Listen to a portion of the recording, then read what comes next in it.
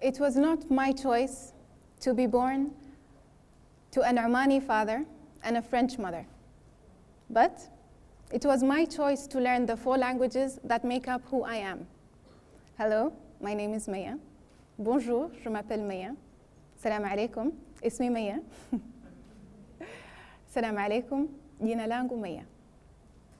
It was not my choice to be born to a Muslim father and a Christian mother. But it was my choice to wear the hijab at the age of 16. It was not my choice to join the orchestra when I was 8 as a violinist. But it was my choice to be the first female leader to lead the orchestra in concert. Thank you.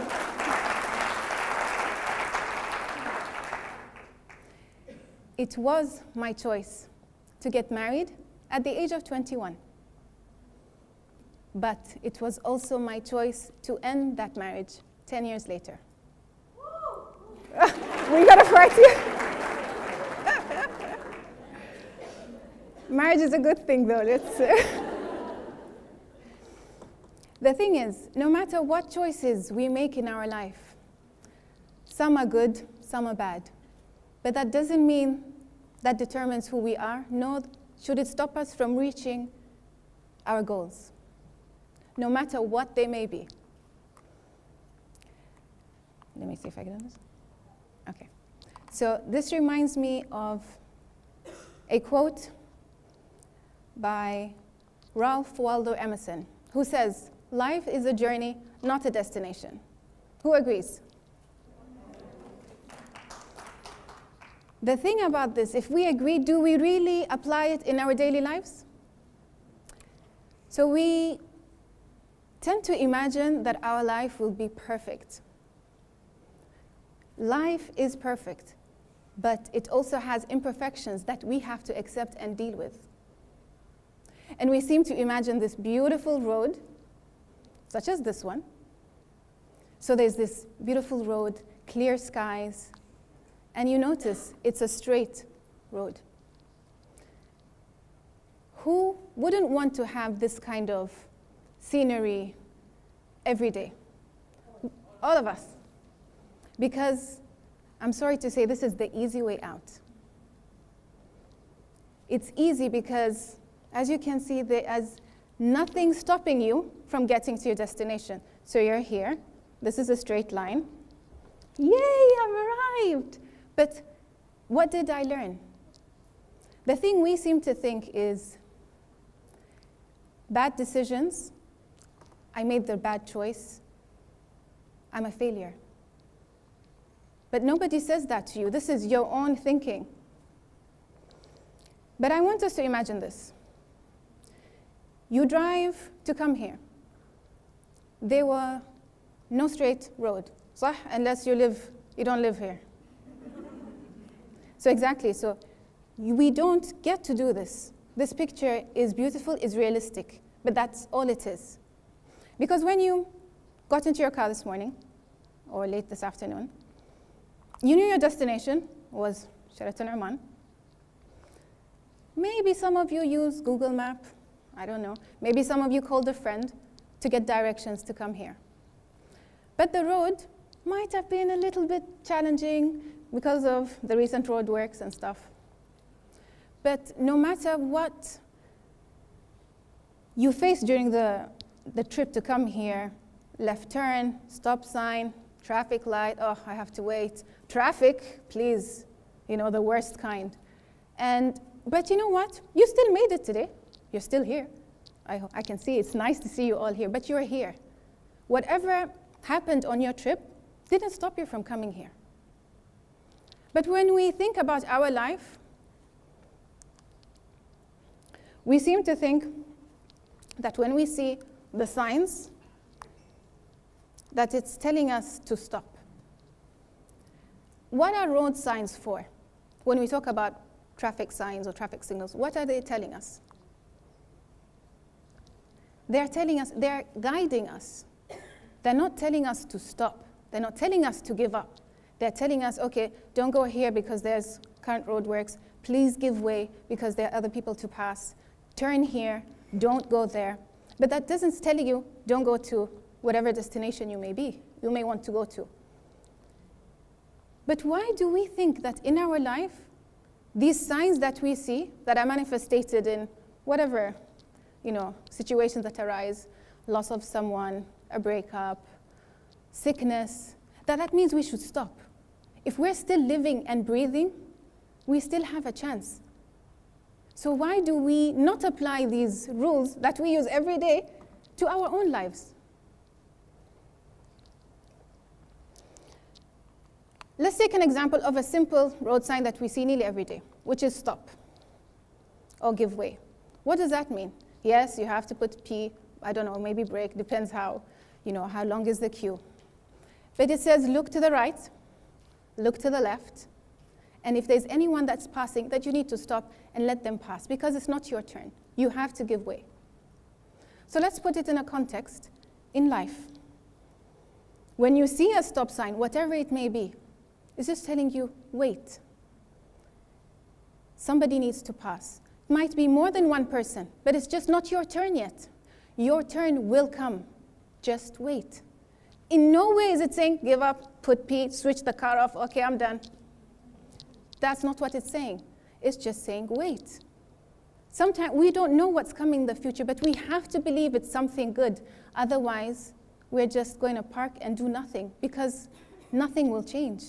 There's always a choice. You always have a choice. You have a choice to wait. You have a choice to wait and listen to music and have fun. But it doesn't mean give up. So which way will you go? Because in life we have so many options. Sometimes that's a good thing, sometimes that's a bad thing. But how do we choose? And how do we know that we're making the right choice? Don't think I'm going to give you the answer, because I don't know. But we seem to think we have to know the answers in order to make this choice. We don't. Because that means we know the future and, alas, life is easy. But life isn't easy. I have a question for you. Do you think that there are good choices and bad choices? Wow, that was quick. But raise, I'm just curious to see. What do you think? Are there good choices and bad choices? If so, just raise your hand. Keep them raised so I can see. Okay, so that's quite a majority. But I'm sorry, I agree with her. There aren't any good choices or bad choices. Why? Because let's think about it. Every choice you have made during your life has made you who you are today. Whether good, whether bad. And if you were to go back in time and make the same choices, you will not be who you are. You will not be this person. The thing is, we think that a bad choice means we are failures, that we failed at this thing. But we haven't. Because don't forget, there's the experience that you gain from that choice. And if it's good, well, good for you. But if it's not, I still say good for you, because you're learning something.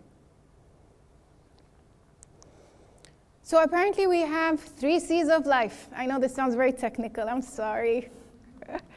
But the 3 C's of life are choice. First thing, we all have a choice. Good choices, bad choices, whatever, but we have choices. And we have a chance. These choices present opportunities, which we should take if we're bold and brave. And we also have change. So these 3 things make up the 3 C's of life. Can I get a clap? See, that was so amazing. But you'll want to clap for me again, because I'm going to add another C to this. This I found online. This one was from my mind, which is challenge. So, okay, let's go do this again so I can show you the order of my new 4C in life. So choice, again. Chance. Challenge. And then you change. And many of you think, okay, Mayya, this sounds really nice. Very theoretical. Yes, you make sense. You managed to figure out there's a 4C. Woohoo for you. But then how does it affect me? How does it apply? So I'm going to share a bit of me with you today. Today I'm going to tell you the first time I knew I had a choice. And this was in summer of 1999. I was previously a musician with the Royal Oman Symphony Orchestra. I was a violinist. And I had amazing opportunities presented to me. And one of them was to tour. So we were informed that we were going to go to Europe. And we were all excited. So we started shopping. Of course, I went with my mom. So I tell her, yeah, Mom, I wanted to tell you that I want to get some scarves. She looked at me. What? What did you say? I said, yeah, I want to get scarves. Now, remember, my mother's French and she's Christian, so this is not going down too well. So she says, you want to wear a scarf? I said, yeah. I'm not saying full time, just, I want to try it out. It just looks nice. And then she went, oh, okay.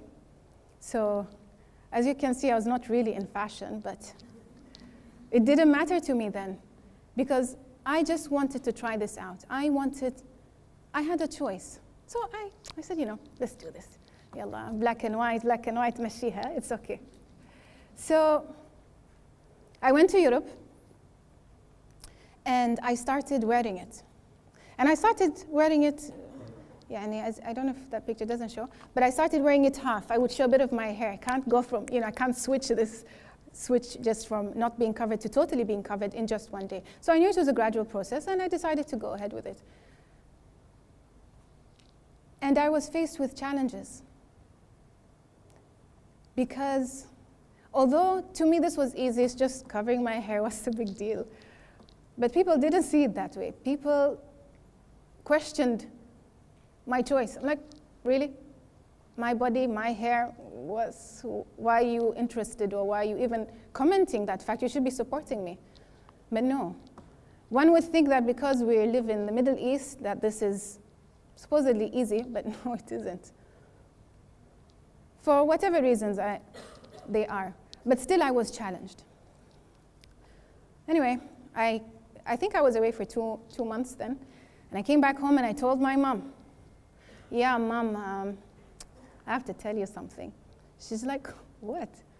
I said, I decided to become a muhajjaba. She said, you decided to be a what? I said, I decided to become a muhajjaba. I want to wear this full time. She said, are you sure? I said, yes, I'm sure. And that's my first time that I realized that I had a choice. I fought for myself. I fought for my choice to wear this scarf. And I saw the change in me. Thank you. Thank you. And I saw the change in me. So again, I'm just telling you that I did the 4 C's of change, 4 C's of life, which is I had the choice. I decided I want to wear the scarf. I had the chance, the opportunity to go to Europe.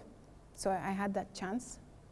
I had the challenges. People didn't really understand why I had to wear it and stuff like that. So I was challenged, and it changed me. And another incident I would like to share with you as well is when I got married.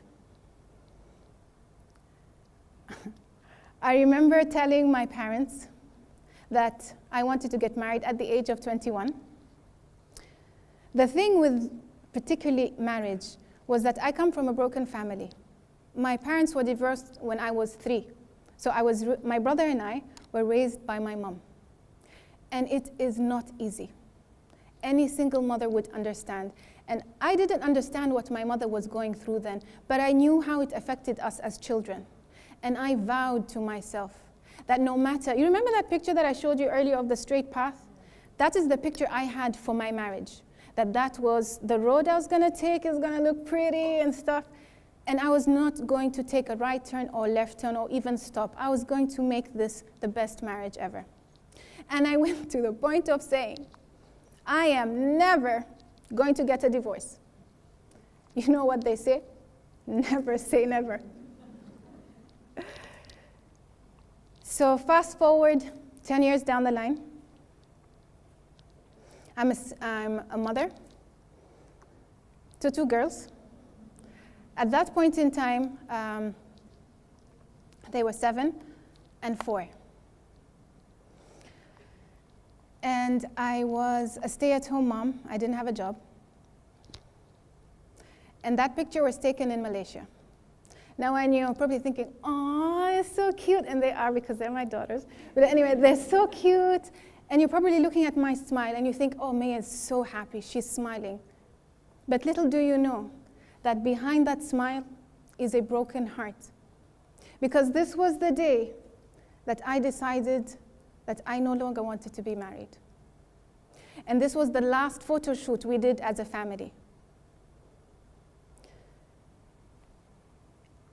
And when I actually told my mother and father that I wanted to get a divorce, I was so blessed to be supported by them and many of my friends and family. But I knew that, you know that road again, I'm sorry I keep referring to it, because first of all it's so pretty, but first of all, this is the realization we have that it's going to be good. I'm not talking about marriage, I'm just talking about everything in general in life, that we think this road is always going to be good. So I was on this road and I saw a turn. It said divorce, and I took it. Because to me there were 2 choices. Either I continue in a marriage that didn't work, or I take that turn. And I know that turn is difficult because I already know the challenges. I faced it as a child. But I still decided to take it. And I told myself that no matter what came up, that I would stick to this, because there was no roundabout for me to go back. There was no U-turn. This was my choice, so I am going to make it through, no matter what happened. So when I did get my divorce, again, I had to make choices. I had 2 choices. Again, seems there are always 2, but I'm sure there are more than 2. But anyway, in my story, there are 2. Either I could cry and become depressed because my marriage has ended. What do? I'm a single mother to 2 girls. Or I can look the other way and say, okay, you are in this situation now. What are you going to do about it? First thing I decided to do was join the gym. I know, why would anyone want to do that, especially at that point? And no, I wasn't fat and wanted to lose weight. It was not about the weight. When we worked out, it's not about the weight. It's also about how you feel mentally. And that was important to me at the time. I was trying to save myself. Either I go there or I would go and visit my cousin, Sayyida Mayya at her clinic. So I love her to bits, but I wanted to do this for myself because this is a choice I had made. So I wanted to help myself. And the thing is, change, I know, begins with me. So even if I went to her and she would tell me, oh, Mayya, this is what you have to do. If I didn't feel that in me, I could go to her or anyone else for that matter, and I wouldn't change because it's not what I wanted to do. So I decided to join the gym, and it helped me in so many ways. I also knew, okay, single mom, no, I needed to do something else than just stay at home with my kids. So I decided to get a job. And I took the first job that I got. Even my mother was telling me, you think you're going to get a job? Because remember, I have a musical background. And I didn't have any sort of qualifications as in, I got my qualifications in a certain area, but I didn't have the experience in business admin. But I said, yes, Mom, I am going to get it because I need it. So it's going to happen for me. And it did. I got a job, which I enjoyed for, give it 3-4 years. When things were stable for me, I said, okay, alhamdulillah, now I'm good. Everything's okay, but there's one thing missing. I don't like this job. It had nothing to do with the people or the company. They were all amazing. It had to do with me and my heart. At that point, I had also started my social media channels, and one of them was YouTube. And I used to use YouTube to inspire others. I would share my stories. To this day, I do that because it just means a lot to me to be able to, even by one word, or even simply my smile, to make you smile. To impact somebody in a positive way, even if it was just a single word. I then called my cousin again. She's a very important part of my life. And I called her up and I said, look, I'm really frustrated. I need to do something. I need to change. So she said, all right, since you have this passion and you like to inspire others and you find your energy, why don't you become a life coach? I said, really? What does a life coach do? So a life coach helps people. I said, okay, that's what we're talking about. That's what I want to do. And I took an online course. Again, I'm a single mother, full-time job, and I need to get this degree in order for me to leave my job because I can't go without income. I'm still supporting my children. So I do it. I have no weekends anymore. People call me up, Mayya, let's go out. No. What are you doing? Studying. Really? Yeah, studying. And that was my life for the next 9 months. After 9 months, I called Sayyida Basma and I told her I graduated with distinction. I now work as a life coach at Whispers of Serenity, and it brings me so much joy. So do what you have to do until you can do what you want to do, and that's exactly what I did. Remember that no matter what choices you make, there's always the roundabout. If it's good, let's do the straight journey. If it's not, stop and just turn back. Nothing is stopping you except your own self. If you need someone to inspire you, look in the mirror. You see yourself every day. Inspire yourself. You do not need. It's nice to have somebody to look up to like me. Joking. But you really need to. It has to come from within. A year ago, I decided to make a choice. And then I saw an opportunity which came to me. And then I found my challenges because I'm way out of my comfort zone. But today is the change. I became a TED speaker today. Thank you. Thank you. Finally, I would like to end, but this is your life, your choice. Enjoy the journey. Thank you.